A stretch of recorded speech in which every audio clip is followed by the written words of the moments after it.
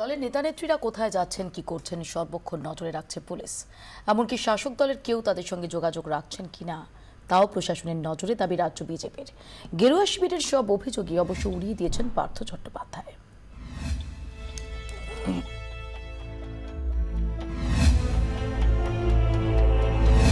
কলকাতা পুলিশের বিরুদ্ধে চাঞ্চল্যকর অভিযোগ রাজ্য বিজেপির।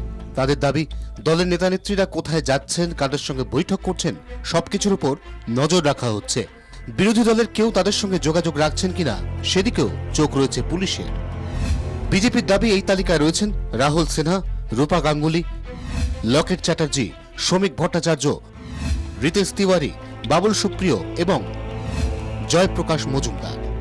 বিধায়ক হয় সর্বক্ষণ সঙ্গে থাকে পুলিশ, তাই তিনিও নজরবন্দি, দাবি দিলীপ ঘোষের। বিজেপি নেতাদেরকে ফলো করা, তাদের গতিবিধি, তাদেরকে কোনো না কোনোভাবে পুলিশ দিয়ে, আইন দিয়ে আটকাবার চেষ্টা চলছে এবং আমাকেও যেখানে যাচ্ছি কোনো না কোনো একটা রোজ কেস এফআইআর করা হচ্ছে।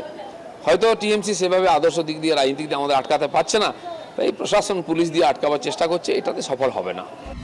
বিজেপির অভিযোগ উড়িয়ে দিয়েছেন পার্থ চট্টোপাধ্যায়। তার পাল্টা অভিযোগ, কেন্দ্রীয় সরকারই মুখ্যমন্ত্রী থেকে শুরু করে সব মন্ত্রীদের পিছনে লোক লাগিয়ে রেখেছে।